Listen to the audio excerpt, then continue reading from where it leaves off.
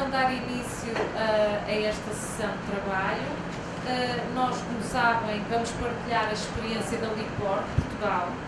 Nós preparamos aqui uma apresentação que vou fazendo passar e a minha apresentação foca, em primeiro lugar, o que é a LIPOR. Portanto, a LIPOR é uma entidade portuguesa, é um consórcio de 8 municípios, é uma associação de municípios, uma entidade 100% pública que tem à sua responsabilidade a gestão dos resíduos urbanos produzidos nesses 8 municípios, nessas 8 zonas de prefeituras. Pode avançar também. Aqui tem alguns números daquilo que é a atividade da LIPOR. Nós tratamos todos os anos cerca de 500.000 toneladas de resíduos urbanos produzidos nos 8 municípios associados. Servimos uma comunidade, uma população de 1 milhão de habitantes. A nossa captação ronda 1,3 kg de produção de resíduos urbanos por habitante por dia. Somos uma entidade certificada a nível de ambiente, qualidade, higiene, segurança e responsabilidade social e trabalhamos muito com os normativos internacionais para melhorar a nossa performance e aquilo que é o nosso trabalho diário. A nível nacional, representamos apenas 10% da população, estamos concentrados apenas no 1% da área territorial de todo o país e gerimos 12% dos resíduos urbanos produzidos em Portugal. A nossa área é uma área que está essencialmente concentrada numa área urbana, de grandes cidades e com uma grande densidade populacional. Somos uma equipa de mais de 250 colaboradores, estes colaboradores diretos, porque depois temos outros serviços e prestação de serviços a que nós recorremos, que são necessárias para a nossa atividade e para o nosso negócio corrente e, portanto, se fôssemos pensar no emprego que nós estamos a gerar, não só para a nossa atividade, mas todas as outras empresas que connosco trabalham, são números realmente muito significativos. Pode avançar. Para terem uma ideia, a LIPOR nasceu em 1982, portanto temos 33 anos de existência. A fotografia a preto e branco é uma imagem do que era a LIPOR quando a LIPOR começou, um dos edifícios, e a nossa imagem de baixo, aquilo que somos hoje, reflete uma grande mudança. Estes 33 anos foram 33 anos de trabalho muito intenso, como espelha bem a fotografia, e portanto foram tempos de grande transformação, de grande mudança, não só na área do Grande Porto, a área que agora estou aqui a representar, mas algo que aconteceu em todo o país e a nível nacional. Pode passar. Este tempo de transformação, portanto, ele aconteceu porque foi uma necessidade que se sentiu na altura de resolver um grande problema, que era o problema dos resíduos urbanos que eram produzidos pela população local e que não tínhamos um destino final adequado para esses resíduos. Nessa altura tínhamos também o nosso lixão. Em Portugal nós chamamos de lixeira, é um nome um pouco diferente, mas nós tínhamos o nosso lixão, tínhamos parte dos problemas que vocês brasileiros têm agora que enfrentar e, portanto, nós, como dizemos em Portugal, arregaçamos as mangas e pusemos-nos ao caminho para conseguirmos chegar às melhores soluções. A década de 90 foi muito importante para nós, foi realmente um ponto de viragem, um ponto muito decisivo naquilo que foram as definições estratégicas e aquilo que foram as grandes decisões do setor da área dos resíduos. Foi quando começaram a surgir as novas tecnologias, foi quando a sociedade e muito da era da tecnologia começamos a ter mais acesso à informação, os cidadãos começaram também a ser mais exigentes, portanto houve uma reviravolta que nos obrigou a olhar para o nosso negócio com outros olhos e a fazer diferente. A LIPOR, então, escolheu o caminho do desenvolvimento sustentável, escolheu o caminho da colaboração, do trabalho em rede e, sendo uma associação de municípios, um consórcio de 8 municípios, e esses 8 municípios definiram conjuntamente quais é que seriam as grandes linhas para o nosso trabalho. E esses municípios, portanto, representantes das prefeituras locais, que são políticos da nossa área, obviamente geográfica, perceberam que era muito mais vantajoso encontrarem soluções conjuntamente do que estarem a trabalhar isoladamente, prefeitura a prefeitura ou município a município. E nesse sentido, e tendo nós representantes no nosso Conselho de Administração de políticos que defendiam interesses políticos diferentes e a pertencerem a partidos políticos diferentes, com ideais diferentes, sempre houve uma grande harmonia naquilo que eram as grandes linhas estratégicas, naquilo que era o caminho que todos queriam seguir, que era o de resolver o problema dos resíduos urbanos. Portanto, pode avançar, se faz favor. Esta é uma imagem daquilo que é a LIPOR hoje. Portanto, a LIPOR está localizada com 2 polos industriais em 2 municípios diferentes, desde 18 que se reuniram em consórcio. Em Gondomar, que é esta imagem representa o complexo da LIPOR no município de Gondomar, nós temos aqui as usinas da reciclagem. Portanto, há quem chama o polo da reciclagem. Nos números que estão a vermelho, vocês podem ver o número 1 é o nosso centro de triagem, é o local onde nós recepcionamos os resíduos que já foram separados em casa pelas pessoas, as embalagens plásticas e metálicas, as embalagens cartonadas de líquidos alimentares, e nesta usina nós fazíamos uma separação mais fina do material para ele ser encaminhado para reciclagem. Portanto, separamos dos plásticos, por exemplo, o PET, o polietileno de alta densidade, o filme plástico são as vossas sacolas plásticas, a esferovite, para vocês, julgo que é o isopor,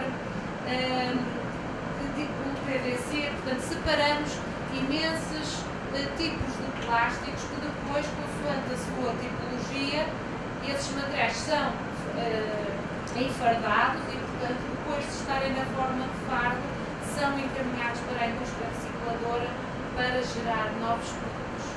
No número 2, e vocês vão ter a oportunidade que eu vou mostrar mais à frente na minha apresentação, temos uma infraestrutura que nós chamamos de ecocentro.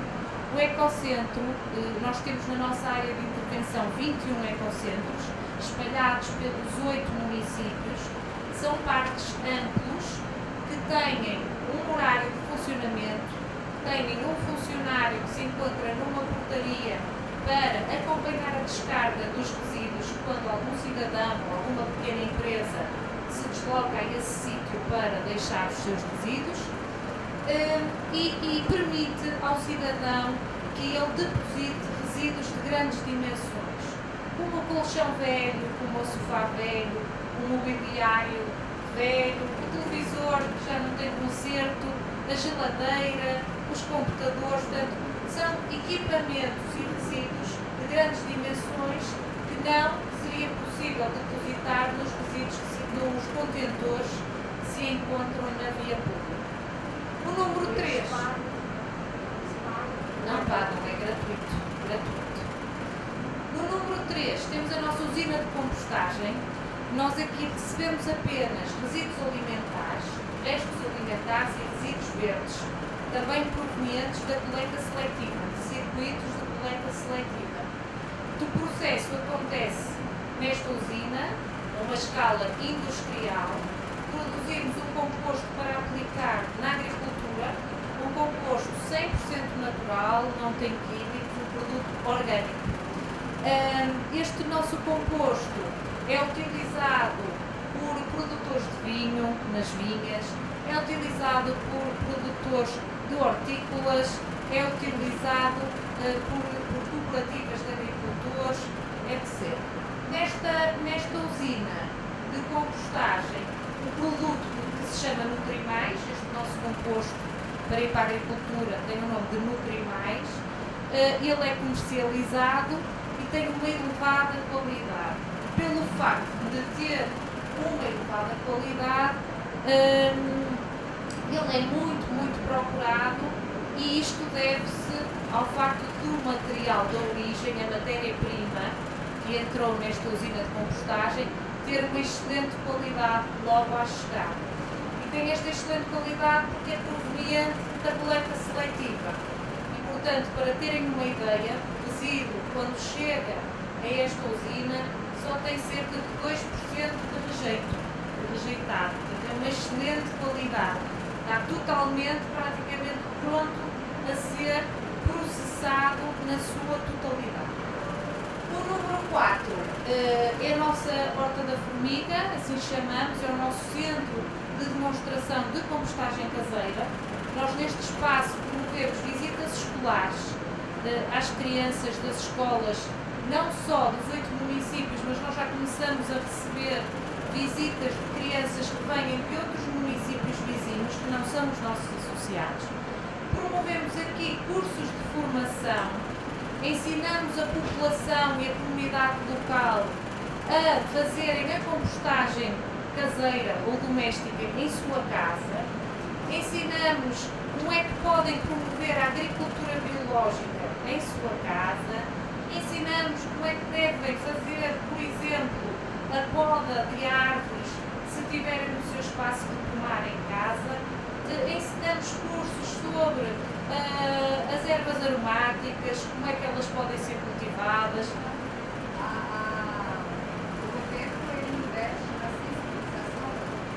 Investimos na sensibilização da comunidade, sempre, não só com a promoção das visitas, como com a promoção destes cursos e da informação para a cidade. Não é o governo, é a LIPOR, que é uma entidade pública e que é o tal consórcio dos municípios. Somos públicos, mas não é o governo, é a LIPOR.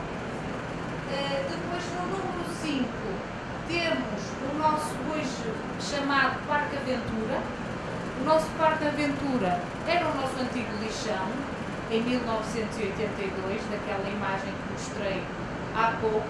Este lixão foi totalmente reconvertido num aterro sanitário, entretanto foi selado, encerrado e devolvido à comunidade. É uma grande preocupação da LIPOR, não só o envolvimento da comunidade no seu projeto, para que percebam o que é que nós pretendemos fazer, quais são as vantagens que estamos a proporcionar, não só pela proteção ao ambiente, mas também à comunidade local, e, portanto, nós devolvemos este espaço à comunidade e à população local. Então, este espaço hoje é o Parque Aventura.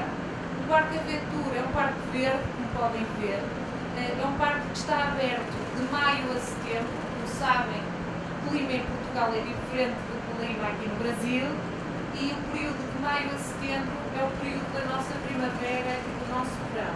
E, portanto, é a altura em que este parque está aberto, porque durante o inverno, com a chuva, o frio e o vento, não teríamos certamente visitantes para fazer atividades diárias. Aqui promovemos atividades de lazer, atividades lúdicas ao fim de semana, portanto ele está aberto de maio a setembro ao final de semana. Temos festas temáticas, organizamos concursos, formações, corridas, um infindável número de atividades lúdicas e de prazer neste espaço. Temos uma enorme procura, as pessoas não precisam de avisar que vão, não precisam de marcar, simplesmente aparecem e usufruem do espaço. Mesmo sendo da escola, não há problema nenhum, estamos lá prontos para receber.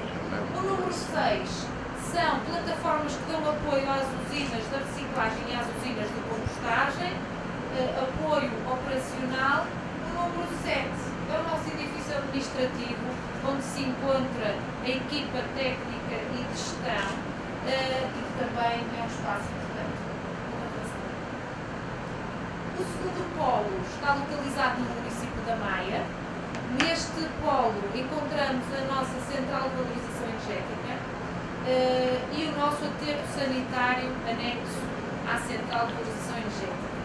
Nesta central de valorização energética, através do processo de incineração, valorizamos os resíduos que não foram separados pela população em casa. No polo anterior, que eu mostrei, o complexo industrial anterior, era o complexo da reciclagem, onde nós recebemos todos os resíduos que foram separados em casa pelos cidadãos. Neste polo recebemos os resíduos que não foram separados pelos cidadãos, portanto, resíduo que não tem um potencial de reciclagem. Produzimos energia elétrica, essa energia elétrica é injetada na rede elétrica nacional e portanto, é consumida pelos cidadãos que vivem na zona, na comunidade vizinha. Depois temos o nosso aterro sanitário.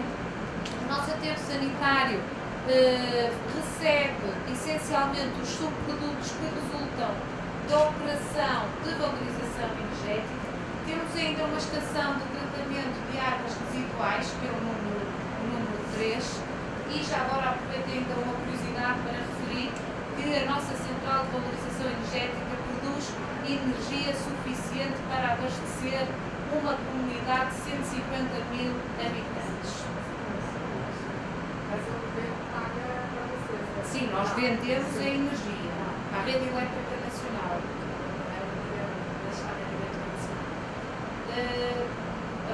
Pode avançar.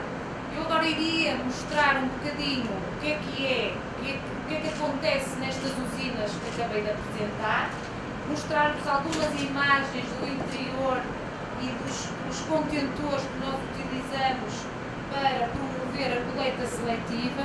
Portanto, começo aqui pela nossa usina de reciclagem, onde nós preparamos os materiais para serem encaminhados para reciclagem. Nesta unidade nós recebemos cerca de 50.000 toneladas dos resíduos por ano. Corresponde a 10% do total de resíduos que todos os anos chegam à LIPOR. Para perceberem, o processo da triagem está dividido em 3 grandes fases. Do vosso lado esquerdo, na parte superior, veem os contentores que são utilizados pelos cidadãos para a separação dos resíduos. Temos na primeira imagem 3 contentores que têm 3 bocas de resíduos com cores diferentes, o amarelo para depositar as embalagens plásticas e metálicas, o azul para depositar o papel e cartão e o verde para depositar o vidro. Nós temos estes contentores espalhados na via pública pelos 8 municípios associados da LIPOR. Depois temos uma imagem do ecocentro com uma planta que está logo lateralmente ao lado da fotografia dos ecopontos, que eu já expliquei, e embaixo aqueles cestos coloridos e os contentores com a tampa colorida são contentores que pertencem à coleta seletiva porta a porta. Nós temos um dos municípios da LIPOR que tem 100% da coleta seletiva assegurada pelo sistema da coleta seletiva porta a porta. Ou seja, há dias de semana e horários definidos para a coleta dos resíduos. Determinado dia da semana, a equipa da prefeitura, que é quem faz a coleta dos resíduos, vai fazer o seu percurso definido, o circuito definido e recolher os contentores que a população coloca à porta, de acordo com o dia de semana e o horário que está definido. Depois, no interior da nossa unidade, algumas fotografias estão na parte central deste sistema. Como podem perceber, nós temos uma esteira automática que aparece à frente, tem ali um homem que nós chamamos de triador, porque está a separar, a fazer uma separação mais fina dos resíduos que entram nesta usina. A triagem é totalmente manual, porque nós fomentamos a questão social, o emprego, fomentar o emprego, a inclusão social, a boa qualidade de trabalho para as pessoas, oferecendo-lhes condições dignas e de segurança que consideramos muito importante. E depois, no final, os materiais são enfardados e enviados para a indústria recicladora. Pode avançar. O vidro não vai em fardo. O vidro vai diretamente em caixa para a indústria recicladora. Não é criado por questões também de segurança. Depois a indústria, sim, separada em casa. Depois na indústria recicladora, dentro do processo deles, eles eliminam o rejeito que esteja presente. Não lava nada. Não é necessário lavar nem vidro, nem embalagem plástica e de metal. Não é necessário lavar. Não é necessário. Nós costumamos brincar em Portugal um bocadinho e dizemos que existem alguns mitos da reciclagem. Porque há muitas pessoas que pensam que têm que lavar a embalagem para ela poder ser reciclada. Não é necessário, porque na indústria recicladora, e de acordo com o processo que eles têm que fazer, já essa fase da lavagem está incluída e vai acabar por acontecer. Portanto, não é nesta fase da separação. Exatamente, é um desperdício. Aqui em Brasília se pede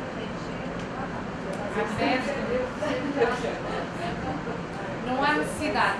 Agora, se me disserem que, por exemplo, Brasília, que tem uma temperatura muito alta e por questões, por exemplo, estou a pensar no leite, que é um produto alimentar que pode azedar, e por questão do cheiro, para aguentar mais tempo dentro de casa, aí sim, mas não é necessário lavar.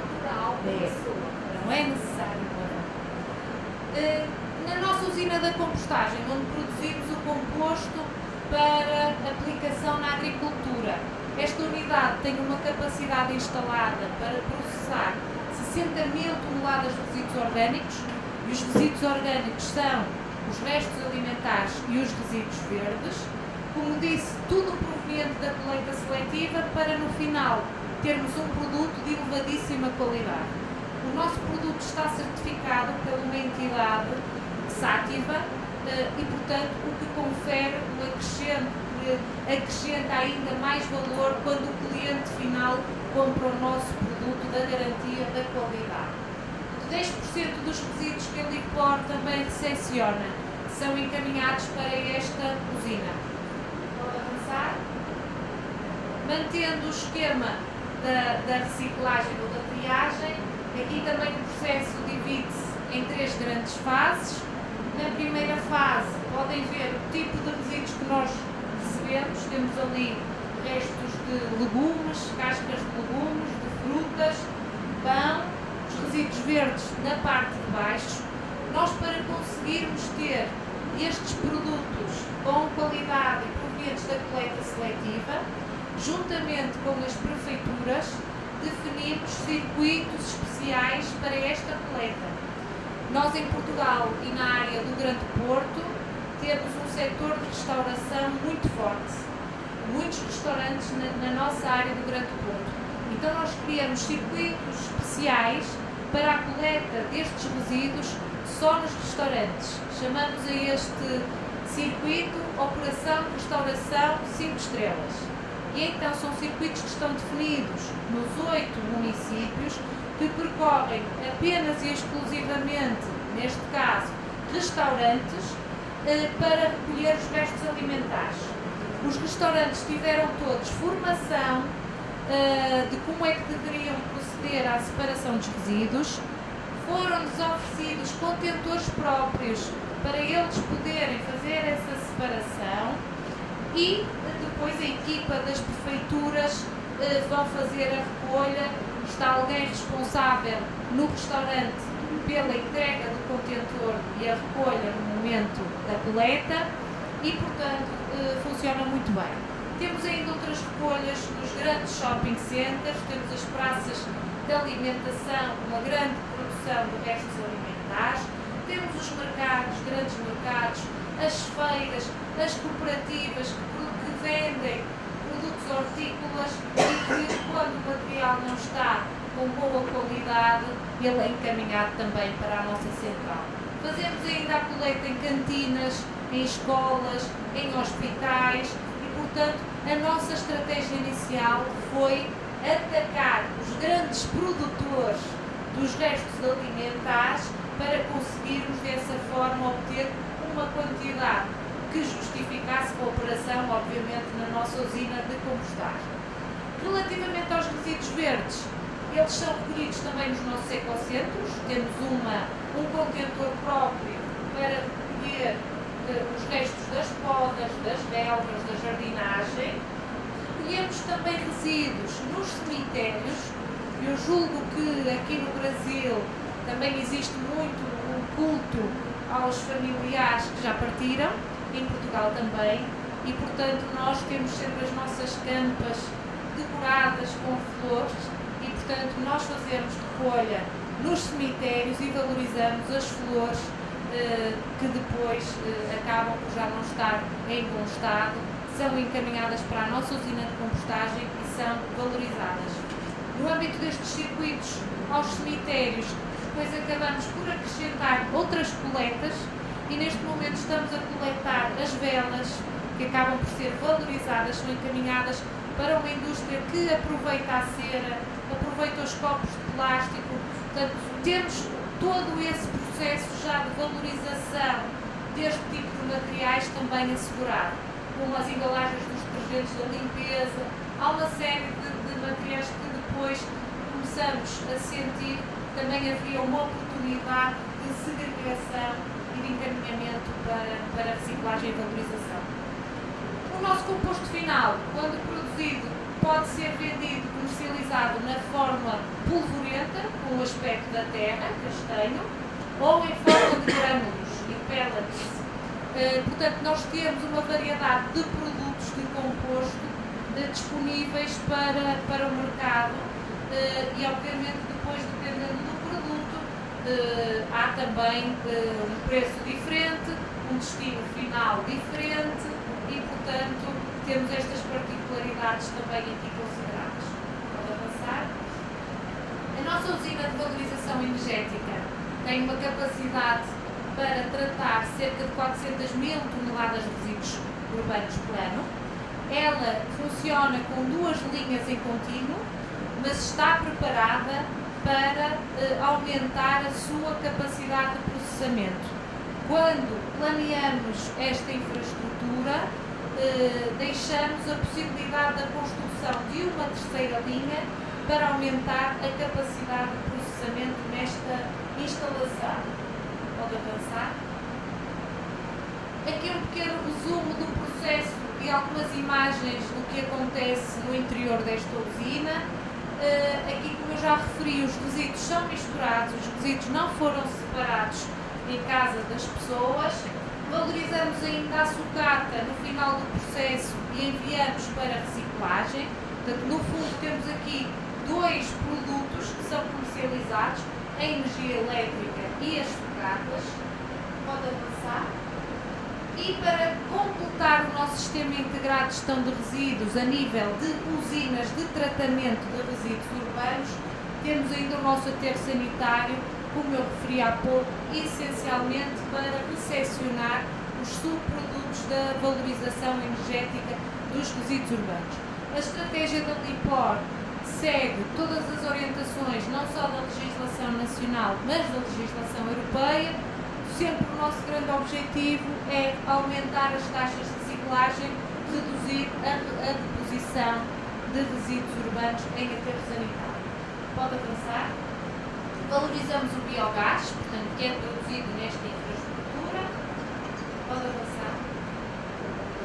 E a nível de usinas, de grandes fábricas, é um termo se calhar um bocadinho mais português, são estas 4 grandes áreas de tratamento que nós temos disponível.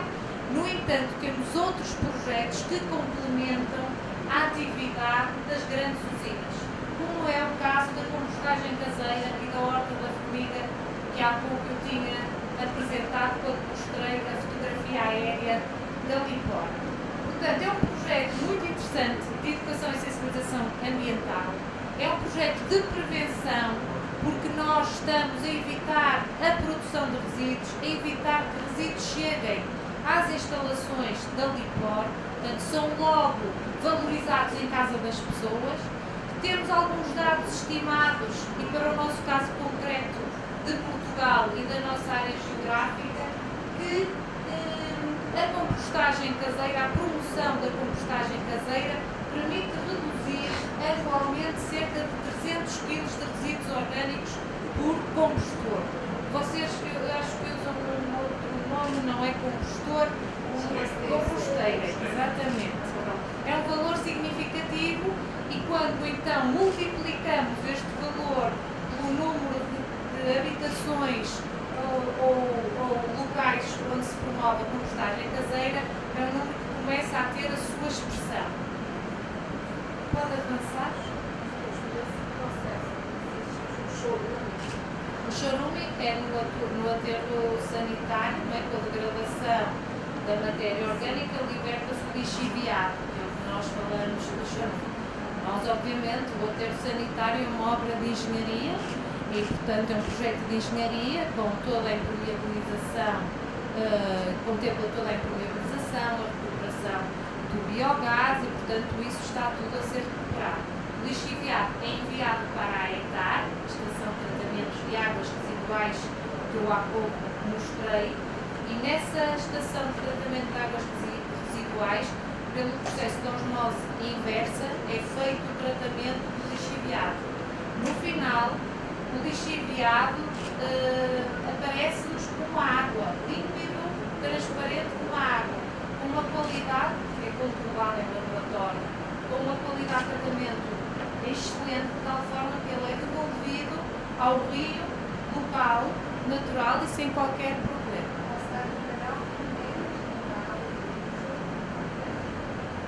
Nós não usamos o chorume na compostagem. Não, eu estava a falar de compostagem do composto. Não, a nossa compostagem caseira, nós temos alguns critérios ou aconselhamentos que damos às pessoas para promoverem a compostagem caseira e para evitarem depois problemas com animais, roedores, insetos. Portanto, temos alguns truques que nesses cursos de formação nós transmitimos às pessoas para que o processo seja o mais agradável possível também. Foi?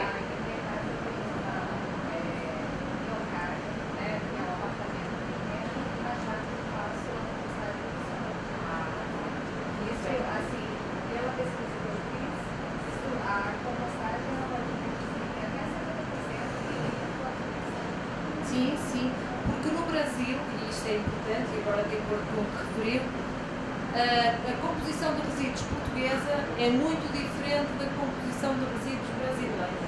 E no que respeita aos resíduos orgânicos, que são aqueles que podem ser compostados pelo processo da compostagem caseira, vocês, eu ouvi uns números, eu que não estou em erro, 52% dos vossos resíduos são resíduos orgânicos.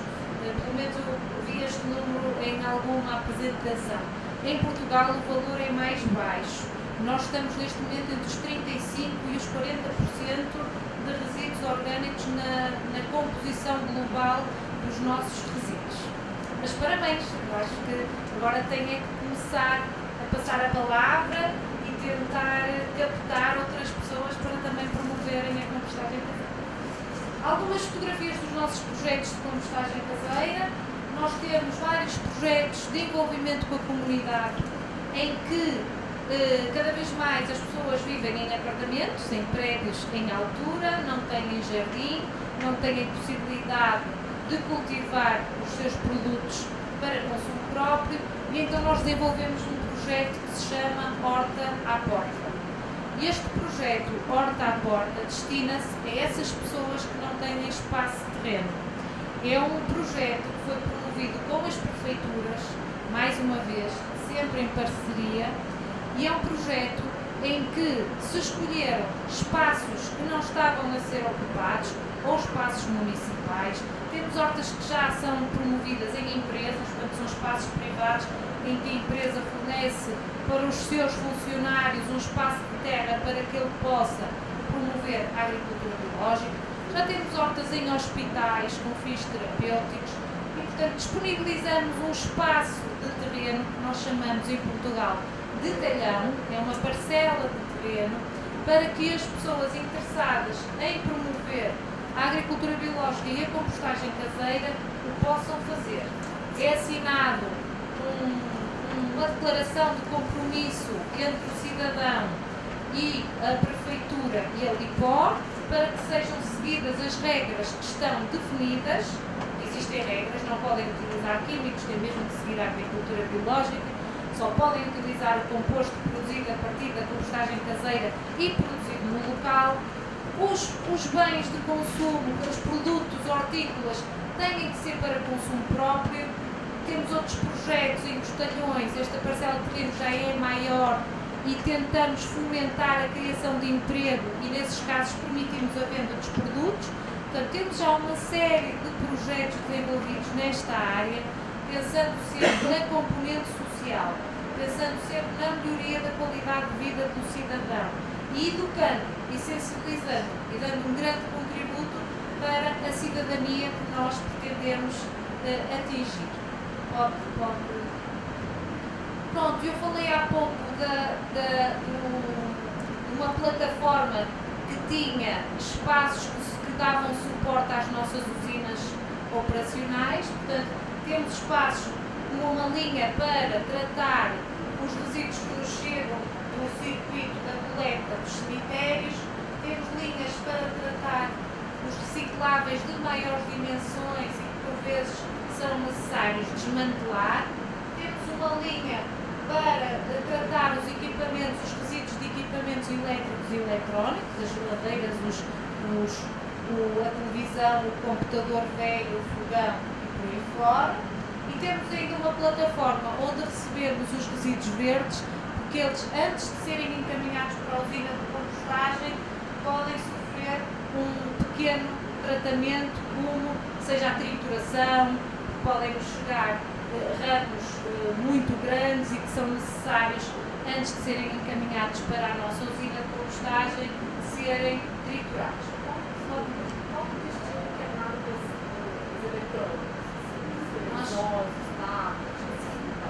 Nós em Portugal temos o nosso sistema de logística reversa montado e, portanto, temos entidades gestoras a nível nacional que depois têm a responsabilidade de encaminhar estes resíduos para a indústria recicladora. E, portanto, nós, em Portugal, e para a questão dos equipamentos elétricos e eletrónicos, temos duas empresas, duas entidades gestoras a nível nacional que recepcionam este material e encaminham-no para reciclagem. Portanto, é como no caso das embalagens, e depois se falou, nós temos a Sociedade Ponto Verde, é a nossa entidade nacional gestora para os resíduos de embalagem. E, portanto, é como se fosse o intermediário que recebe da LIPOR os resíduos e depois os encaminha para o destino final adequado, a indústria que faz a reciclagem desses materiais. Essa sociedade Ponto faz lotes de campanhas que divulgam na televisão a nível nacional, normalmente campanhas publicitárias muito bem montadas, acabam por nos ajudar também a fazer sensibilização aos nossos moradores dos nossos municípios. São campanhas muito fortes, normalmente utilizam crianças, se as crianças conseguem, os pais não conseguem, as crianças a trabalhar. São campanhas muito bem montadas, acho que o Brasil tem de fazer isso, porque o Brasil tem excelentes publicitários, e é muito fácil fazer isso, e o país inteiro se começa a entrar no coração das pessoas. E a Sociedade Ponto Verde tem feito isso muito bem. Se quiserem procurar na internet, Sociedade Ponto Verde, pesquisa, tem muitos anúncios, já fazem anúncios há muito tempo, espetaculares, e isso ajuda. Eu sei isso porque, no caso de candidato dos parabéns, porque, na minha visão, a comunidade europeia, os países europeus, eles pegam esses lixos eletrônicos e mandam novamente para os países desenvolvidos. Sim, então, assim, tinha a ideia disso, vocês não parabéns, por isso que eu fiz essa. Obrigada. Pode avançar. O nosso sistema integrado de gestão de resíduos, que é isto que eu tenho vindo aqui a apresentar peça a peça, resume-se a este esquema que parece muito complicado, mas que não é, que eu vou passar a explicar. Vocês veem 4 níveis com aquelas linhas tracejadas divididas, são as 4 grandes linhas. Na linha de cima é a perspectiva da produção do resíduo, do cidadão que em casa produz o resíduo e o cidadão que o separa e que o vai colocar nos contentores de coleta seletiva. O nível 2 refere-se às prefeituras, à coleta e ao transporte do resíduo, que é a prefeitura que tem essa responsabilidade. O nível 3 é a valorização e o tratamento do resíduo nas usinas da Lipor. E o nível 4 são os produtos que os resíduos deram origem. Portanto, temos os materiais da reciclagem que são vendidos, temos o composto que foi produzido e que é vendido, temos a energia elétrica que é vendida. Portanto, há aqui um negócio à volta deste sistema integrado de gestão de resíduos. Pode avançar? Ou seja, nada se perde. Nada se perde. O resíduo é um recurso, é uma matéria-prima, tem valor económico. Hoje houve uma grande discussão de manhã, porque já fiz aqui uma comunicação e portanto, não houve tempo para falar de tudo, obviamente, porque o tempo era muito, muito limitado. Obviamente que estratégias destas exigem um investimento inicial grande, mas é também óbvio que se gera um negócio grande, um negócio que dá lucro. Agora, estas estratégias não são estratégias de curto prazo, não são estratégias que se fazem em 2, 3, 4 anos. São umas estratégias que têm que ser encaradas com um médio e longo prazo. E o retorno chega, Mas mais à frente também vamos falar disso. Portanto, olhando para aquele primeiro nível que eu falei, da produção do resíduo, da casa do cidadão e dos meios que nós temos à disposição dos cidadãos para depositarem separadamente os resíduos que produzem, trago-vos aqui algumas fotografias. As 3 primeiras fotografias na coluna do lado esquerdo são fotografias dos ecocentros, os tais parques que eu vos falei há pouco. Como podem ver, as caixas que recebem os resíduos são de grandes dimensões. Temos placas que identificam o tipo de resíduo que deve ser colocado.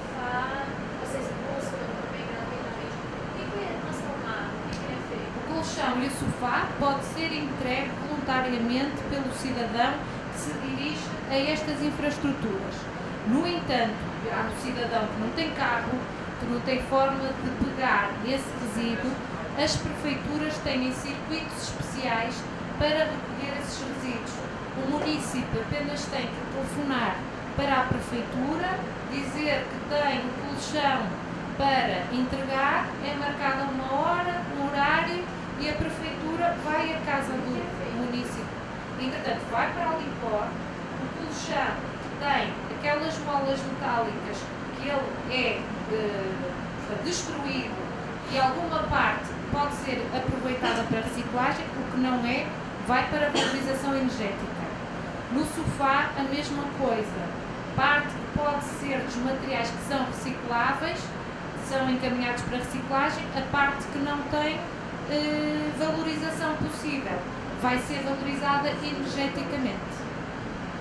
Depois, na parte central, as 3 fotografias que estão no corpo central são diferentes modelos de ecopontos, diferentes modelos de contentores que é possível encontrar na via pública, na área do Grande Porto. As 2 imagens superiores são contentores de superfície, em baixo temos contentores enterrados, subterrâneos, que têm uma capacidade de deposição maior. Depois, do lado direito, vemos circuitos especiais que nós temos de coleta seletiva. Nós temos circuitos por marcação telefónica, como aquele serviço que é o Ecofone. Portanto, é um serviço que existe para o município do Grande Porto, para a cidade do Grande Porto. O cidadão que produz papel, embalagens, vidro, pode ser um particular ou pode ser um bar, um restaurante, um café, uma empresa, pode telefonar para este serviço gratuitamente e pedir a recolha dos resíduos. E é feita gratuitamente, é marcado um dia, uma hora e a coleta é feita.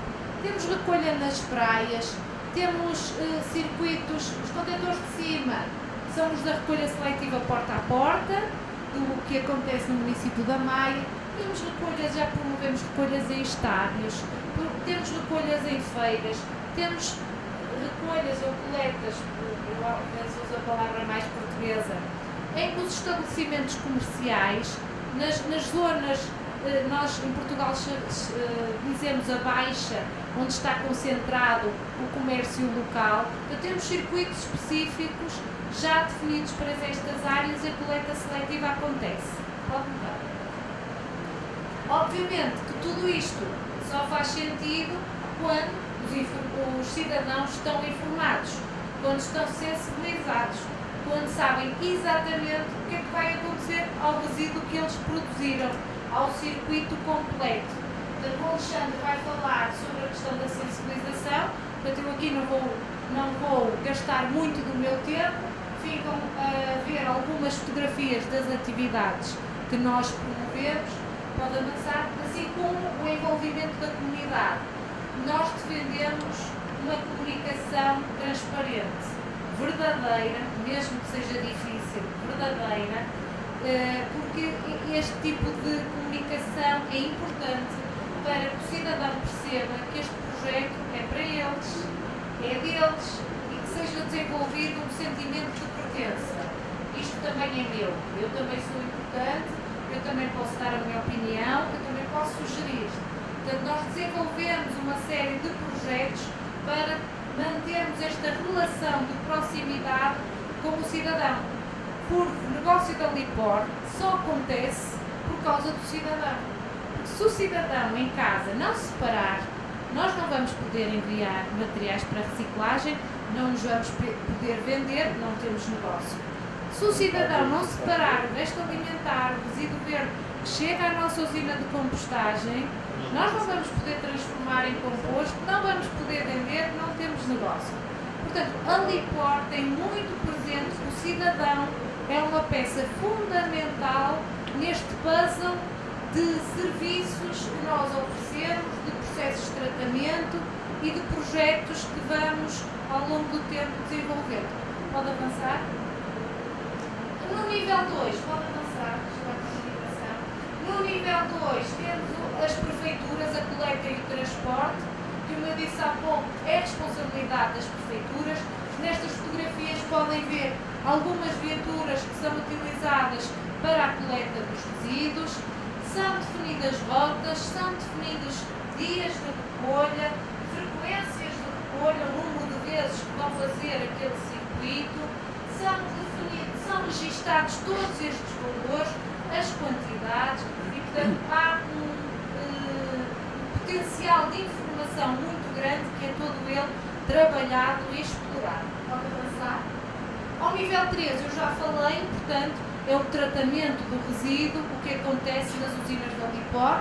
Nós seguimos as orientações da União Europeia, que eu também há pouco referi, em que queremos sempre crescer o valor da reciclagem, reduzir a deposição de resíduos em aterro, pode avançar.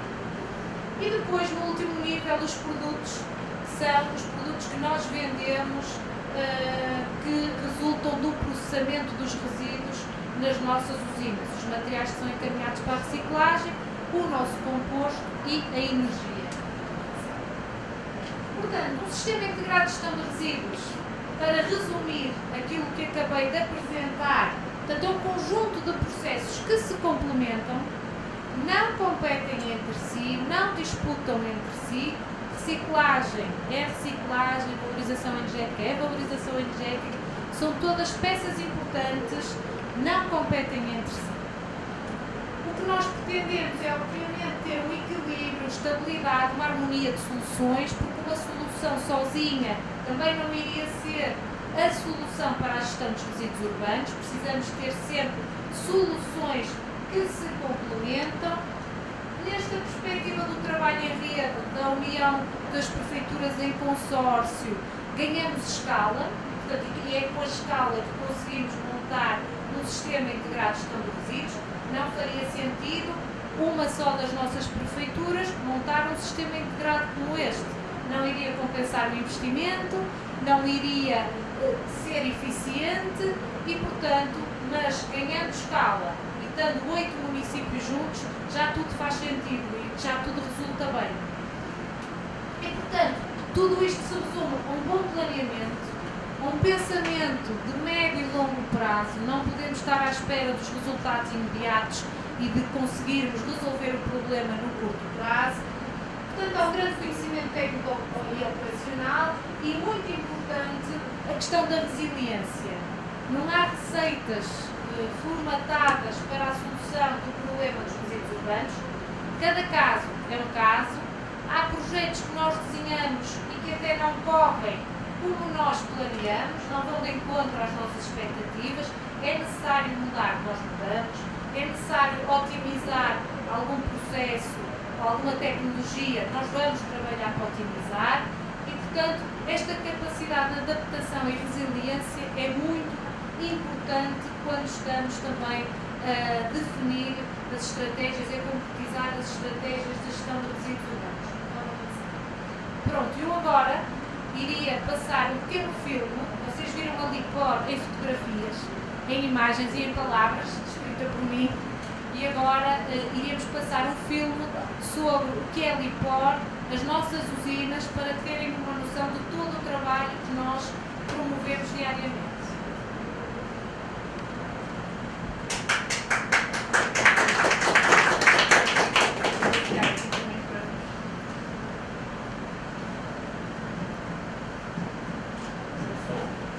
Tem som.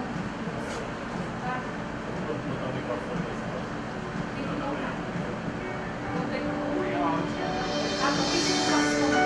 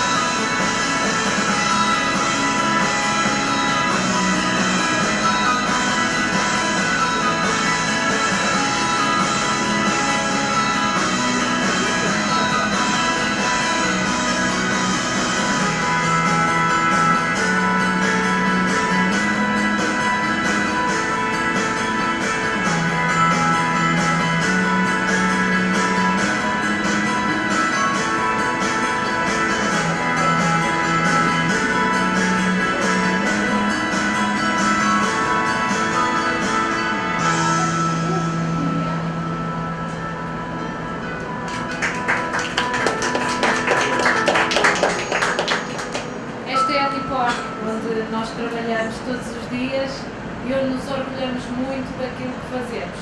Nós realmente acho que este filme transparece bem a forma como trabalhamos, que é com uma grande paixão.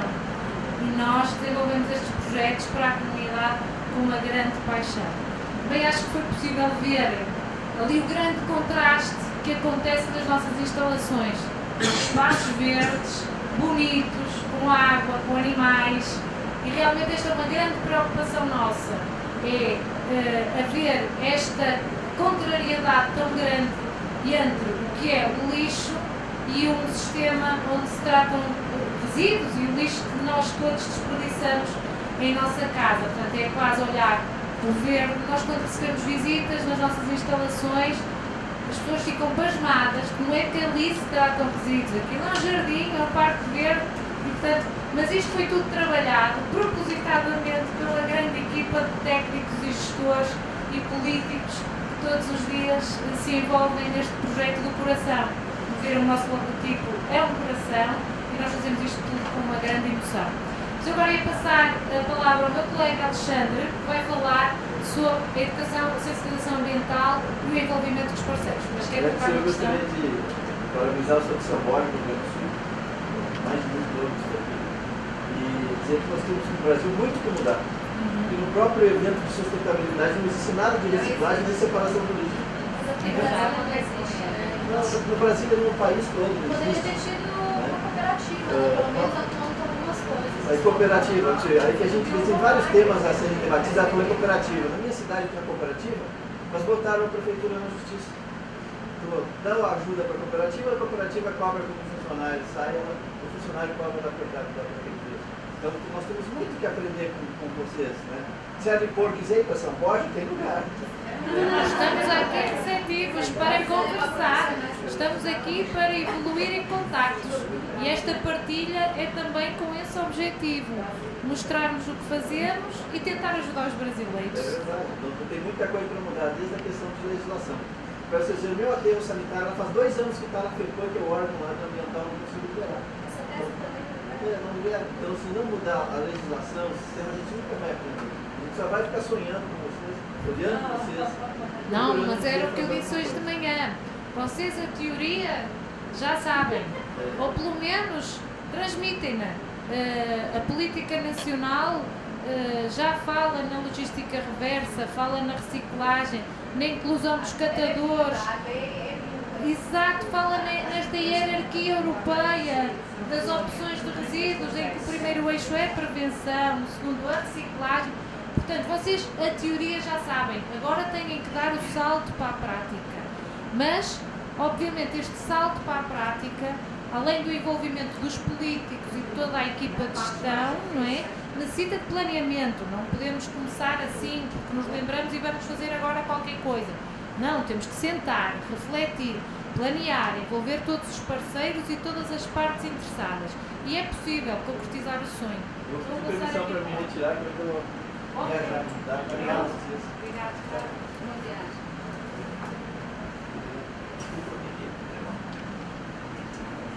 Obrigado. Vou levar vocês para lá. Bem, depois deste pequeno filme e da grande apresentação que a Susana fez, sobra-me pouco tempo, mas eu acho que não deveríamos deixar de partilhar a nossa experiência no âmbito da comunicação e da sensibilização ambiental. E a ideia é partilhar um bocadinho aquilo que nós fazemos. Obviamente que aquilo, como atualmente fazemos na LIPOR, não é um modelo que se calhar seja implementado a 100% aqui no Brasil, mas a ideia hoje é partilhar um bocadinho das nossas estratégias que nós desenvolvemos ao longo dos últimos anos na área da educação ambiental, que já tive alguma implantação também na área da LIPOR, já há mais de 16 anos que fazemos trabalho de sensibilização e de envolvimento das comunidades, e aí a minha ideia é partilhar com vocês como é que nós fazemos isso e ver também como é que nós conseguimos que os cidadãos estejam, por assim dizer, do nosso lado. A minha apresentação vai ter três grandes partes. A primeira parte em que eu vou começar por falar um bocadinho do nosso processo de comunicação, ou seja, aquilo que nós fazemos, a sensibilização e a educação ambiental, faz parte também do processo de comunicação da própria LIPOR. A seguir vou falar um bocadinho dos nossos programas de educação e intervenção ambiental, o que é que nós fizemos, o que é que nós fazemos, como é que nós fazíamos, com uma evolução ao longo dos últimos anos também, na forma como nós dinamizávamos as ações e como nós promovemos esses programas. E E por fim, vou passar algumas fotografias com exemplos de algumas atividades e ações que nós fazemos e dinamizamos no âmbito da educação e da sensibilização ambiental. Começando logo pelo início, porque é que nós comunicamos?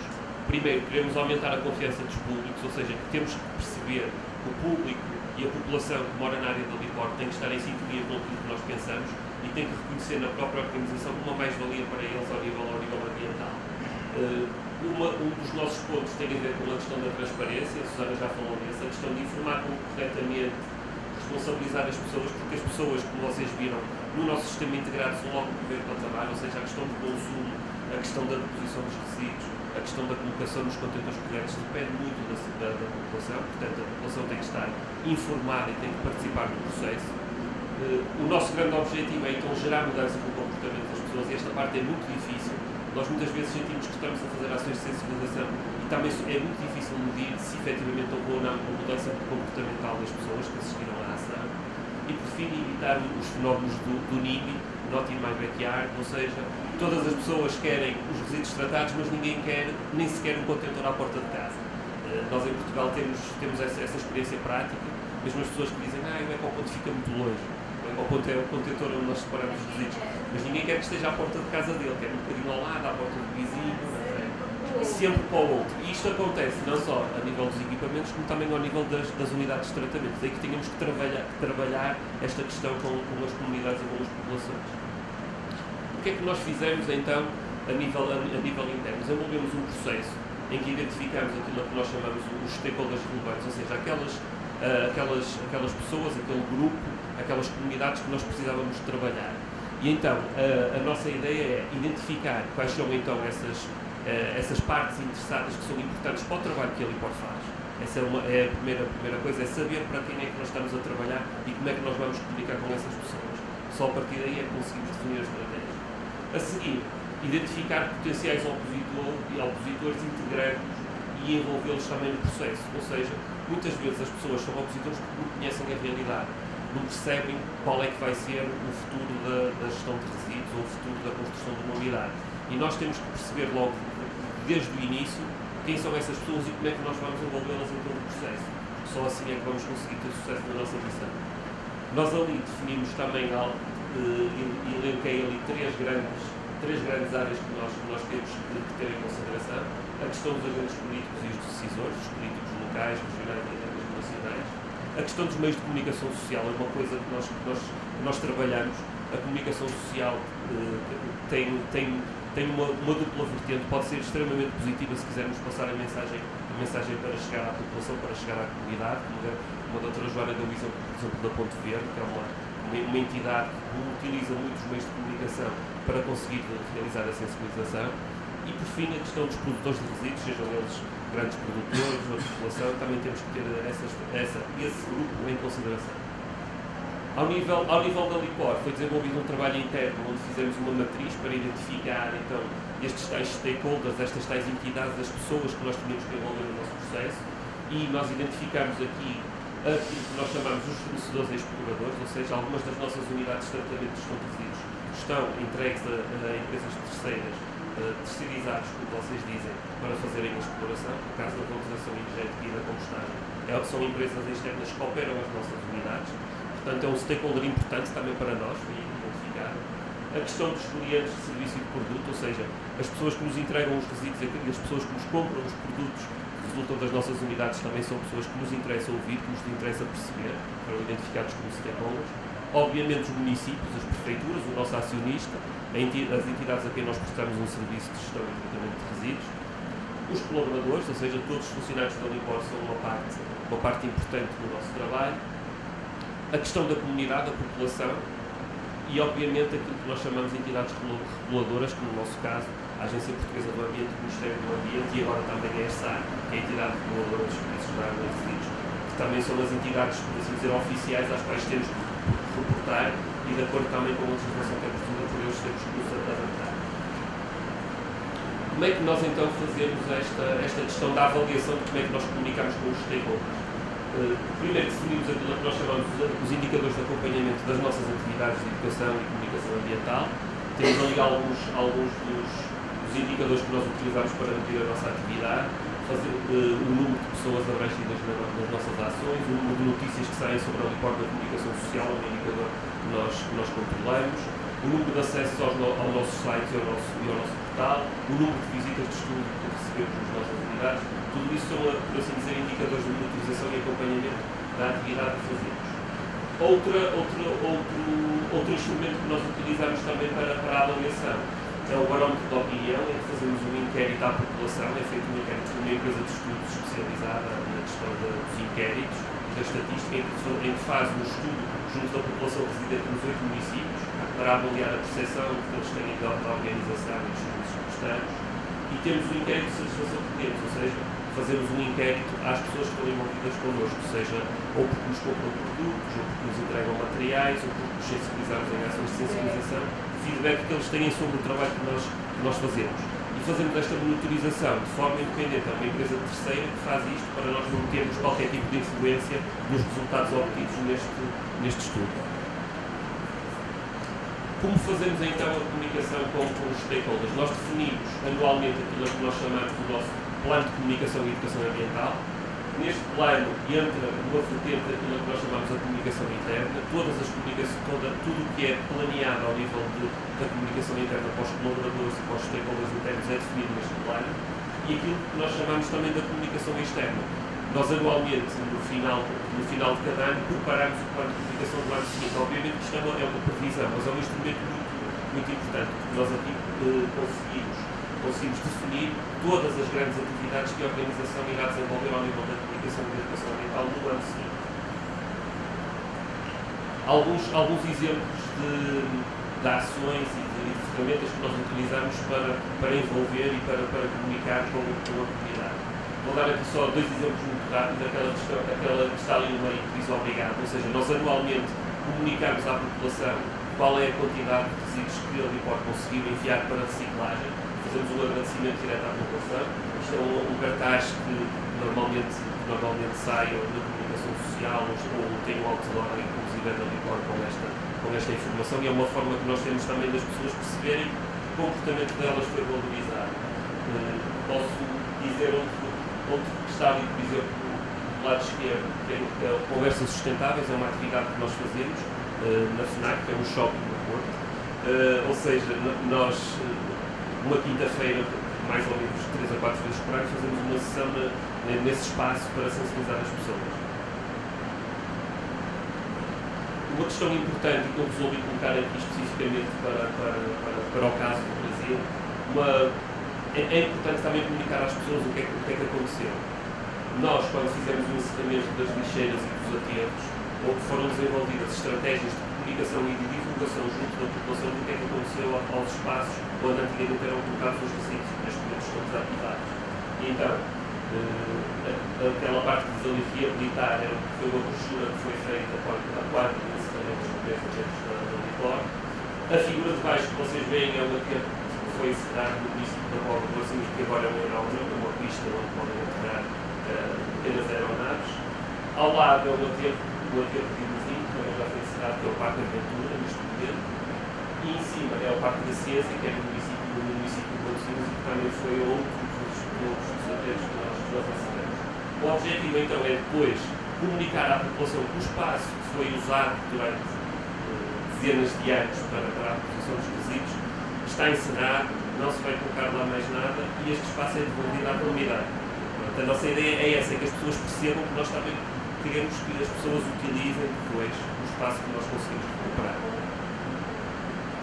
Ao nível da educação ambiental, como é que nós nos organizamos?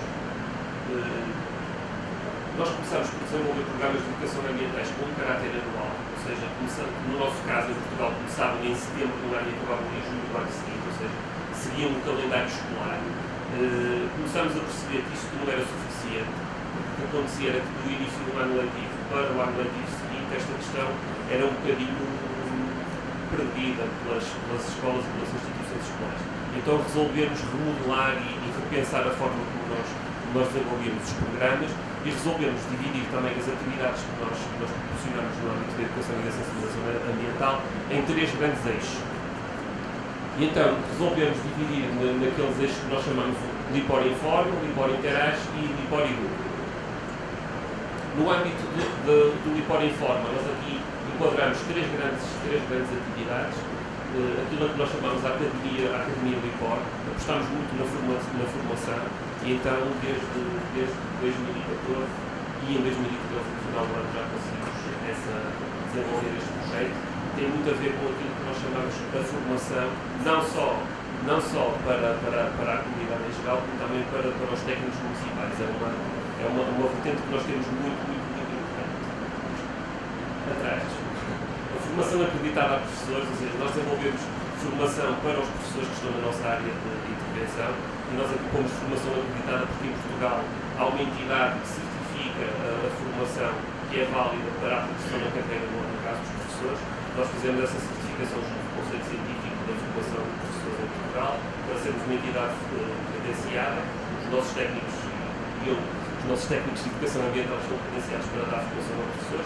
Nós temos uma formação de 25 horas que é os requisitos urbanos de educação ambiental e fazemos esta formação na LIPOR. No sábado, os professores frequentam essa ação nas nossas instalações durante o mês. O segundo eixo é o eixo Interage. Nós aqui agrupamos todas as atividades que promovem, por assim dizer, a divulgação das nossas instalações, das nossas infraestruturas junto das comunidades. Aqui temos o Parque Aventura, o espaço do aterro que foi encerrado e que foi recuperado e que nós utilizamos agora para ser um parque onde podemos receber grupos aos fins de semana e também recebemos alguns grupos organizados durante a semana. A questão das visitas de estudo, temos vários circuitos de visitas de estudo, desde a visita ao circuito da reciclagem multimaterial, ou da compostagem caseira, ou da compostagem industrial, temos uma série de circuitos que estão disponíveis também de acordo com a faixa etária dos alunos que nos visitam. E a questão dos campos de férias, desenvolvemos campos de férias no Natal, na Páscoa e nas férias grandes, no verão. E estes campos de férias são para os filhos dos colaboradores da LIPOR, uma parte, mas também recebemos inscrições externas para participarem nestas atividades. Obviamente que nesta atividade tentamos potenciar muito o que é aquilo que nós queremos fazer ao longo do ano, da sensibilização ambiental e da comunicação ambiental. Por fim, a parte dos programas que nós desenvolvemos especificamente para as escolas, nós desde 2013 lançámos um projeto diferente para as instituições. O projeto chama-se LIPOR Geração Mais e o objetivo é que as instituições, foi uma coisa que nós notamos do nosso trabalho, que as instituições que entrem no projeto de educação ambiental não entrem só pela iniciativa ou só por uma atividade que seja desenvolvida na instituição, que desenvolvam uma série de metodologias que lhes permitam melhorar efetivamente o espaço escolar, o espaço onde lecionam. E então nós desenvolvemos este projeto com base numa metodologia um bocadinho diferente, em que nós não definimos nenhum timing para fechar o projeto, nenhum timing para avaliar o projeto. Fazemos isso em conjunto com a instituição e com as pessoas da instituição que estão envolvidas no projeto, de forma a que consigamos que elas sintam que o projeto também é delas. Este projeto tem como público-alvo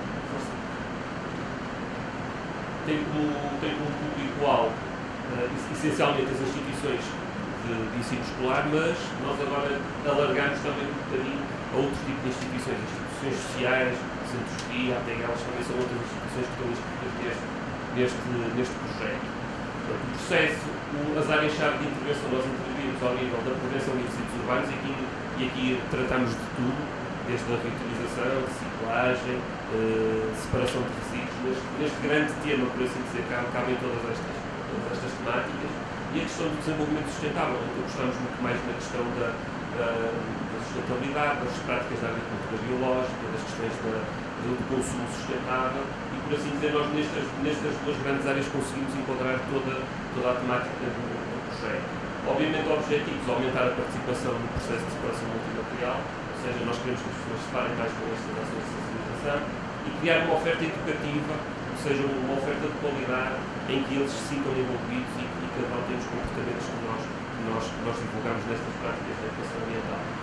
No mês passado tivemos uma mais-valia para o nosso projeto, por assim dizer, nós submetemos o nosso projeto à avaliação da parte do Ministério da Educação em Portugal e recebemos uma certificação, ou um reconhecimento. Fomos ao Ministério da Educação a apresentar o nosso projeto, como é que desenvolvemos isto com as instituições. É o selo, é uma parceria institucional com o Ministério da Educação, em que eles reconheceram a validade pedagógica daquilo que nós daquilo que nós fazemos. Isso para nós é importante, até mesmo para conseguirmos motivar mais escolas e instituições a aderirem ao projeto. Agora tenho animações a pedir mais cedo. O projeto, de uma forma rápida, tem quatro macro fases. A primeira que é o diagnóstico de intervenção, ou seja, o primeiro que é que nós vamos fazer? Há uma instituição que se inscreve no projeto, nós vamos à instituição com os nossos técnicos e em conjunto com um professor, um representante dos funcionários, um representante dos alunos, e se possível dos pais, esse é o nosso sonho, é que consigamos reunir com essas pessoas todas, fazemos aquilo que nós chamamos de auditoria inicial da instituição, para verificar o que é que a instituição já faz, o que é que não faz. Temos uma folha de registro onde avaliamos vários parâmetros e no final elaboramos um relatório do diagnóstico inicial da instituição. A seguir, definimos a estratégia de intervenção, ou seja, depois deste diagnóstico, vamos ver o que é preciso fazer e que atividades é que podemos desenvolver para aquela instituição melhorar o seu desempenho ambiental. Depois temos a parte da certificação, isto é importante também para as instituições, ou seja, nós vamos passar um certificado à instituição, a dizer, esta instituição conseguiu atingir este patamar ambiental. E por fim a gestão da certificação, porque nós não queremos atribuir o certificado e acabar por aí a educação ambiental. Então entregamos o manual de boas práticas para ficar na instituição e sempre que houver necessidade nós podemos pontualmente voltar à instituição e voltar a trabalhar com eles as temáticas que eles acharem relevantes. Diagnóstico de intervenção inicial, aqui está por etapas, as instituições inscrevem-se, fazemos a tal equipa de trabalho com eles, fazemos a auditoria inicial, fazemos o relatório inicial e definimos o plano de ação. Ou seja, são estas cinco etapas que nós temos que cumprir para conseguirmos fazer a primeira fase do diagnóstico inicial. Depois, como é que nós definimos a estratégia de intervenção? As instituições são classificadas em duas categorias, por assim dizer. Há umas que ficam no plano de intervenção inicial, para colocar-se para cima. E estas fazem 4 grandes etapas: a adaptação e comunicação, a formação e a cidadania, a questão dos requisitos e das boas práticas e a manutenção das boas práticas. As instituições que são colocadas no plano de intervenção avançada, ou seja, aquelas que já têm algumas práticas ambientais na instituição, se trabalham muitos temas, começam a trabalhar, por exemplo, a questão da prevenção e do consumo, a questão do desperdício alimentar, que é uma questão que está a ser muito debatida e muito trabalhada em Portugal, a questão da agricultura biológica e dos espaços verdes e a questão das alterações climáticas e da eficiência energética. Isto são, por assim dizer, as macro-áreas que nós vamos trabalhar, isto depois é descascado numa série de ações e de atividades que nós propomos dinamizar com as instituições. A questão da certificação, no final, a instituição diz, olha, nós já cumprimos tudo que estava no plano de ação, gostávamos de ser certificados. Fazemos então aquilo que nós chamamos as auditorias de certificação, entregamos o coração verde, que é o galardão, e entregamos um manual de boas práticas para que aquela instituição consiga continuar a manter o nível ambiental que demonstrou naquela altura. A gestão da certificação, vamos fazer um acompanhamento a essas instituições, se for necessário desenvolvermos novas ações de manutenção e de sensibilização, e podem, esta certificação que nós atribuímos é válida por 2 anos. Ao fim de 2 anos eles podem requerer uma nova auditoria para serem certificados, por assim dizer.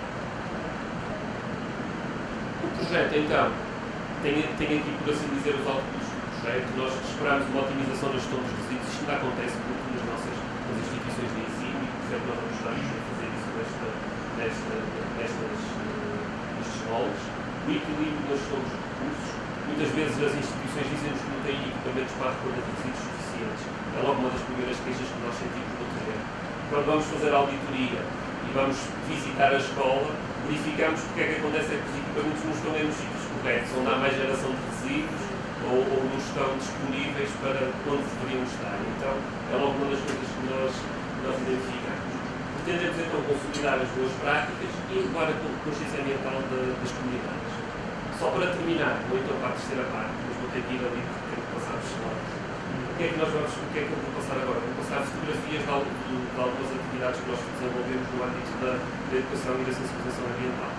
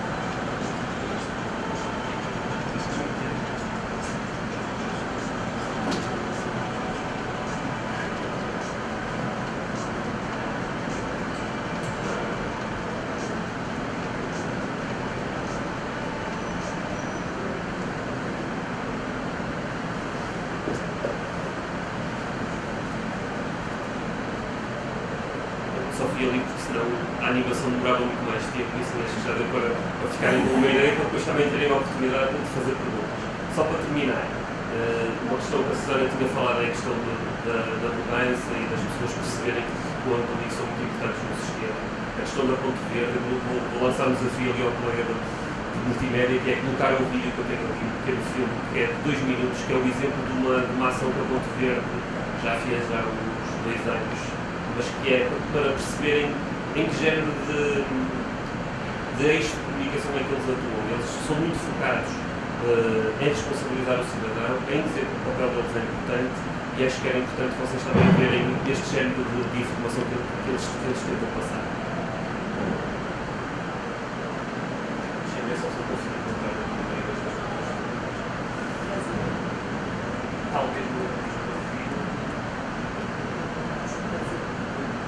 Não, parecia. Não, eu vou para lá. Não lá. Abaixo do braço, aqui.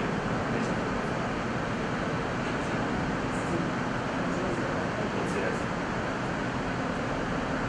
Esta. Uma pessoa faz a diferença.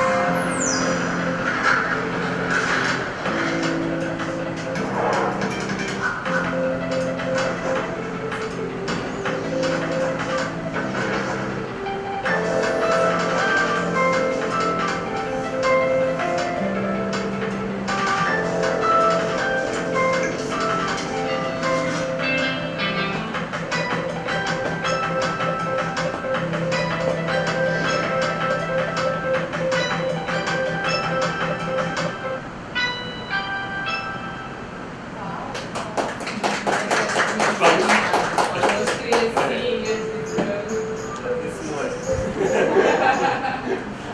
Tem disponível na internet assim? Este, não sei. No site da Ponte Verde, eles agora fizeram uma coisa que nós já fazíamos na Lipor. Nós na Lipor, na nossa news, há mês de ano, talvez, bem, a Rita, uma colega nossa da comunicação, começou a fazer aquilo que nós chamamos de mitos da reciclagem. Então, o que é que nós fazíamos nessa news? Desconstruíamos aqueles preconceitos que as pessoas tinham, que era lavar, é preciso lavar, recolhem tudo junto, o ecoponto é muito longe, e então nós tentámos dar uma série de dicas. Contratou 2 atores muito famosos em Portugal, que são 2 humoristas, e portanto toda a gente vê aquilo e desata-se aqui porque eles são muito engraçados. É E uma vê coisa. e percebe a mensagem. Portanto, é importante. Eles usam muito estes mecanismos de comunicação. Há uns anos atrás eles usaram muito a questão das crianças. Se até as crianças conseguem separar, porque é que você ainda não o faz? Eles usam muito esta linha de comunicação. É uma entidade, né? A Ponte Verde faz a E justiça é diferente. financiada pelo setor empresarial. Sim. Cada produto ele tem um custo já embutido. Exatamente. É esse o princípio. E nós usamos muitos materiais que eles produzem porque são ideais para a sensibilização também. Tá? Alguma dúvida? Estamos aqui para responder agora.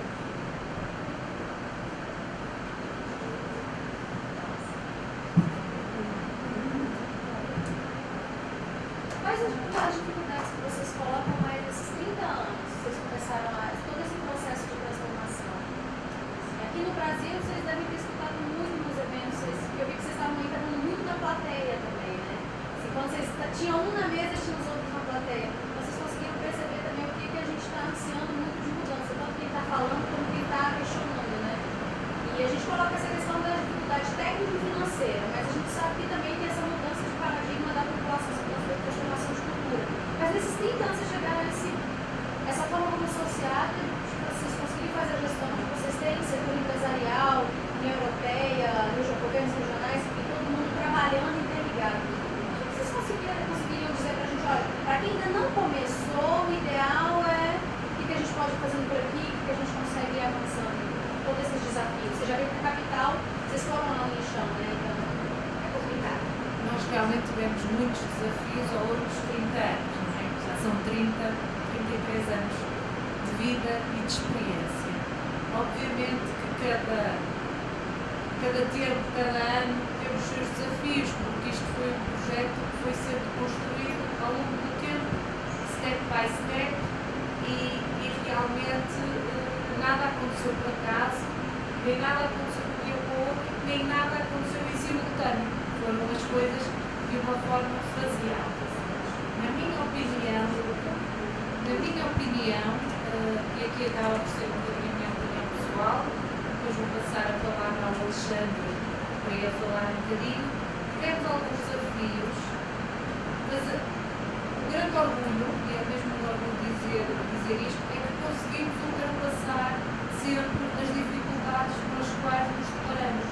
Tivemos a fase do lixão, foi complicado, porque havia muitos problemas de cheios, havia muitos problemas de animais, havia um risco grande de saúde pública, de limpeza, higiene, de tudo que vocês podem imaginar, porque peguem no lixão, e nós ontem fomos ao lixão, e realmente isso foi um grande desafio, e o primeiro grande desafio onde nós tivemos que atuar.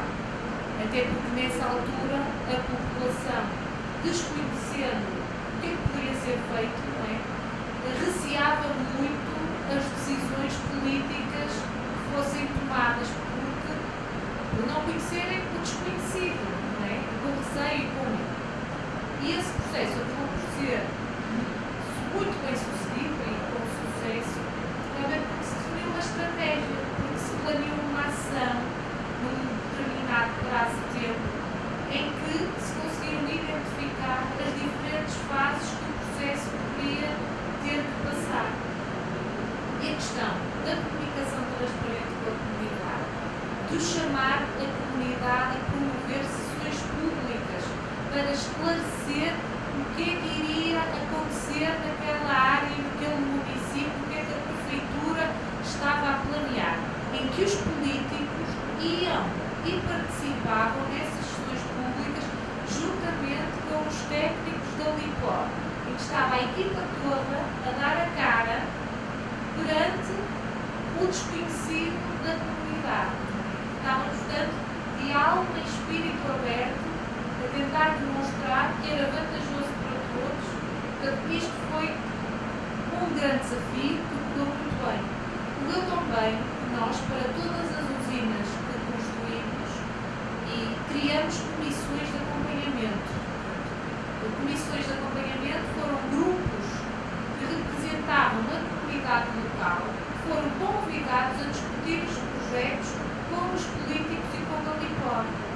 E, portanto, geravam-se estas reuniões em que eram convocados os líderes da opinião locais, chamamos assim, como o parco, o padre, como o médico, como o professor, como o agricultor, o presidente da junta, representantes da segurança, como a polícia.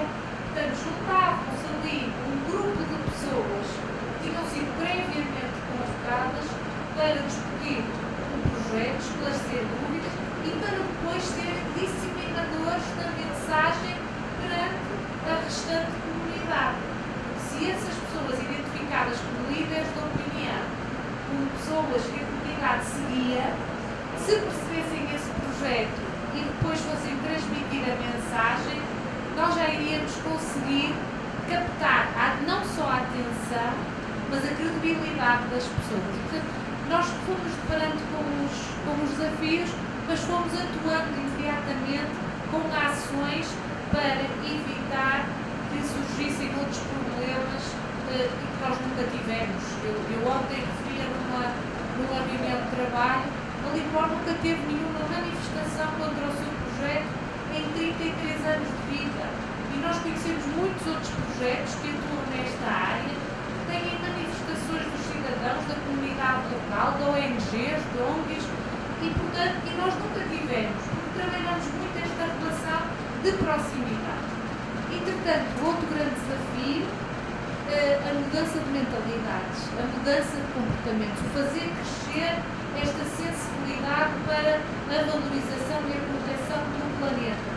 Tentar mostrar às pessoas que é a casa de toda a gente, que não há classe média, alta faixa, que somos todos iguais, que todos respiramos o mesmo ar, que todos precisamos do mesmo papel, dos mesmos recursos e matérias-primas que o planeta nos dá e, portanto, começar a incutir nas pessoas este hábito, novo hábito da separação dos resíduos, que até então não havia. Entretanto, neste momento já trabalhamos, temos 20% de participação na coleta seletiva e de materiais que estão encaminhados para a reciclagem com há pouco apresentam. Mas trabalhar esta mudança de mentalidades e comportamentos também foi um grande desafio. E é um grande desafio que não tem resultados no curto prazo. Portanto, temos que começar a trabalhar já, mesmo antes de ter as usinas, mesmo antes de ter os contentores na rua, mesmo antes de sabermos para onde é que o resíduo, para que empresa é que ele vai e onde é que ele vai ser valorizado. Temos já que começar a trabalhar em mentalidade, preparar as pessoas para que a separação e a coleta seletiva é essencial para a continuidade do planeta. Nós já falamos em pegada ecológica, sabemos que se continuarmos a consumir como consumimos atualmente, o planeta vai entrar em colapso, que não há viabilidade de vida humana nestes índices de consumo, portanto há muito trabalho a fazer. Nós em Portugal também começamos gradualmente. Nós começamos por incentivar a população a separar o vidro. Foi o primeiro material que nós começamos a trabalhar com a comunidade para separar. Foi o vidro. Começamos por trabalhar a informação das pessoas, por colocar contentores, nós na altura chamávamos de vidrões, para a separação do vidro. Em Portugal foi um sucesso. Foi um sucesso. Mas é pouquíssimo. Os estados que é viável. Nós temos indústria do vidro. E aqui a gente não tem a fabricação da fabricação das louças, vocês têm isso. Pois. Nós temos vidros da garrafa, temos vidro de cerâmicas, temos o vidro. Temos indústria de vidro forte. Mas aí a logística reversa tem que trabalhar. Aí a logística reversa tem que criar incentivos Aqui no Brasil para que sejam criadas empresas. também uma descentralização das indústrias. Então, em São Paulo, Claro. Sul, Sudeste, então assim, você tem que ter indústrias da reciclagem, porque só a logística reversa não vai tornar econômica a logística em si. Não é a obrigação da lei. Todo um mecanismo de desenvolvimento econômico. Sim. Isso é uma forma de criar emprego. E o Estado como indutor, né? Ciclo. Uma pescadinha de rabo na boca, como nós costumamos dizer em Portugal. Tudo tem um ciclo e gira tudo em torno do mesmo ciclo. É o ciclo de vida do produto, é o ciclo de vida da utilização e do consumo, é o ciclo de vida das matérias-primas, do planeta, e portanto isto tudo está interligado. Em Portugal foi assim que nós começamos. A partir do vidro evoluímos para o papel e para as embalagens, depois do papel e das embalagens começaram a surgir as pilhas, as baterias, depois os equipamentos elétricos e eletrónicos, e portanto foi tudo gradualmente que nós fomos Eles crescendo. começaram pelo que era mais fácil e viável economicamente, né? Dentro da logística de vocês. Sim, para nós achávamos que o vidro, portanto, não era um resíduo grande com a sua dimensão, portanto, não era difícil de lavar, de criar problemas de cheiros, de ser necessário um grande acondicionamento em casa. Portanto, de uma forma fácil as pessoas conseguiam separar o vidro. Começamos com o vidro. Começamos o vidro na década de 80. Nós na década de 80 tínhamos estes vidrões na via pública para a separação do vidro. Isto é tudo gradualmente atingido. Por isso é que hoje não há triagem do vidro. As pessoas já fazem a separação do vidro em casa há 30 anos. E, portanto, ele vai diretamente, ele é indiretamente encaminhado para a reciclagem, sem qualquer separação, sem qualquer triagem. Vai direto praticamente à casa das pessoas, passa pela LIPO, obviamente uma questão de transporte, de escala, de logística, e é encaminhado diretamente para a indústria recicladora. Nós, neste momento, por partilha, portanto, passo a palavra aqui ao Alexandre, o papel e cartão Inicialmente ele era separado pela comunidade, chegava às usinas da Licor e era ainda separado, portanto, com uma triagem mais fina pelos nossos criadores e depois era encaminhado para reciclagem. Hoje em dia temos níveis de qualidade tão boa do papel e cartão que já para fazermos a triagem do papel e cartão, ele também já vai direto para a indústria recicladora, porque já atingimos um patamar de eficiência na separação tão grande em casa das pessoas que ele vai diretamente para a reciclagem. Claro que isto não acontece de um dia para o outro, isto é um projeto que começa a atingir uma maturidade natural. Começamos a melhorar cada dia a qualidade das cargas, a qualidade dos materiais, isto acaba por ser uma evolução muito natural. Mas esta mudança, esta alteração de comportamentos, de mentalidades, é um trabalho árduo, é um trabalho de décadas, que deve ser continuamente alimentado. Nós não podemos parar de fazer educação e sensibilização ambiental. Não. Portanto, temos que estar continuamente a investir em educação e em sensibilização ambiental, porque nós queremos crescer as taxas de reciclagem, queremos aumentar os 20%, porque nós temos que chegar aos 50%. Nós temos metas de reciclagem da União Europeia para 2020 de 50%. Anos 90, anos 2000, houve vários planos de gestão de resíduos, desculpem interromper, foram evoluindo. E neste momento, o plano de gestão de resíduos que está em vigor e que transpõe as diretivas da União Europeia impõe uma taxa de reciclagem de 50%. Ora, nós temos municípios que estão a reciclar na ordem dos 40%, outros estão a reciclar na ordem dos 30%, outros na ordem dos 20% ou menos um bocadinho. Portanto, há ali alguma desigualdade no nosso consórcio. Nós estamos todos a trabalhar no sentido de aumentar. E o próximo passo, aquilo que nós temos planificado, já fizemos um plano estratégico para cada um dos municípios, é retirar o resíduo diferenciado, o rejeito, vocês chamam de rejeito, tudo aquilo que é orgânico pode ser valorizado na nossa central de valorização ambiental. Estamos a montar este plano neste momento, portanto nós não paramos, estamos sempre num processo de melhorar, né? Só queria dar mais duas indicações. A questão que falou a doutora Joana da evolução da legislação. O primeiro plano em Portugal apareceu em 97. Foi depois o segundo foi em 2007, ou seja, passado 10 anos. E agora, em 2014, surgiu o PERSU 2020, ou seja, darmos as metas e a orientação para os municípios, para os sistemas municipais se organizarem até 2020 para conseguirmos atingir. Essa parte é importante. Uma coisa importante que eu também ouvi hoje de manhã, no vosso plano de gestão de resíduos, a questão que nós, em Portugal, já usamos a hierarquia da gestão de resíduos, vocês aqui também já estão a aplicá-la. Estou a ouvir nas apresentações, acho que é um bom princípio e é um bom indicador para a evolução do sistema aqui no Brasil. A questão da separação dos resíduos, como a Susana falou do vidro, por exemplo, nos anos 80 nós separávamos em vidro verde e em vidro branco. Neste momento isso já não acontece. O vidrão pode ir vidro de qualquer cor. O que é que isto quer dizer? Quer dizer que a própria indústria da reciclagem também evoluiu. Ou seja, eu quando comecei a fazer educação ambiental há 17 anos atrás, as garrafas de óleo alimentar usadas podiam ser colocadas num contentor de lixo indiferenciado, como nós temos em Portugal, porque não eram recicladas. Os pacotes de margarina não davam para reciclar, os copos de iogurte não davam para reciclar. Ou seja, havia uma série de limitações da própria indústria que nós podíamos passar isso nas ações de sensibilização, porque não era reciclável.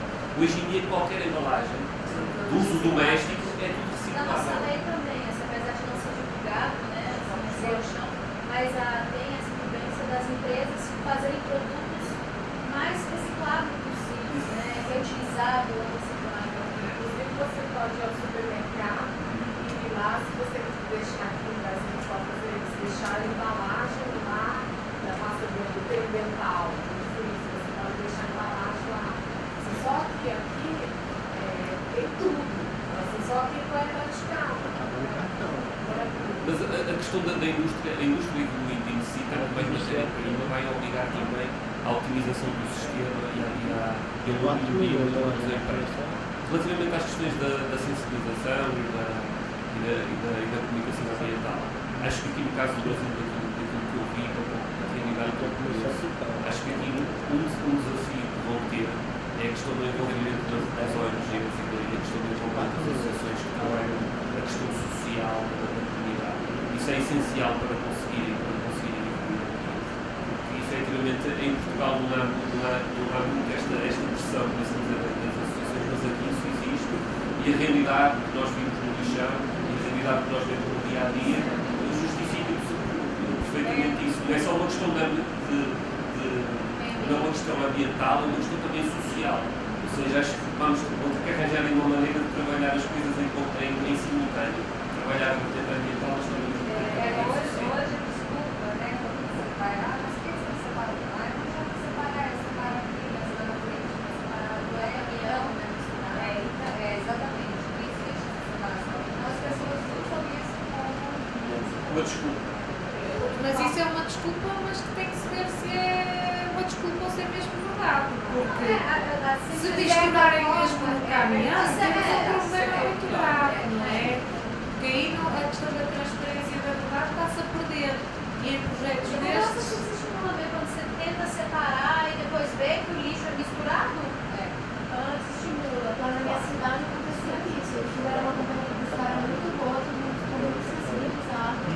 Separou o lixo, o caminhão passava e falava tudo junto. Não pode haver mentira, não tem que haver verdade.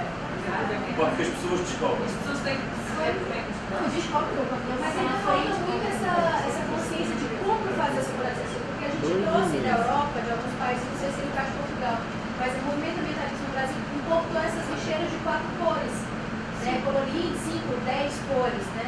Só que aqui, e aí eu sou da Confederação Nacional de Municípios, e eu prefiro quem aqui quer fazer coletização, quem conhece lixeira de 4 cores, um monte levanta a mão.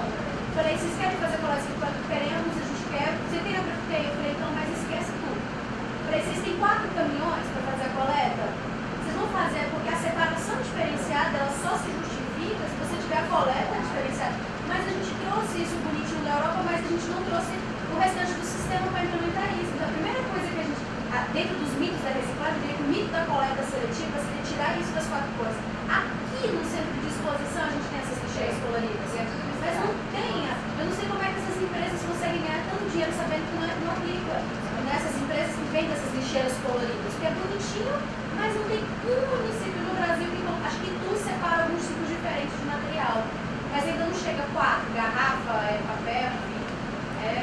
Essa questão. Mas isso é posterior. A nós questão- em Portugal, nós em Portugal temos caminhões bicompartimentados. Isto é, o mesmo caminhão consegue levar 2 tipos de resíduos. Mas conseguimos explicar às pessoas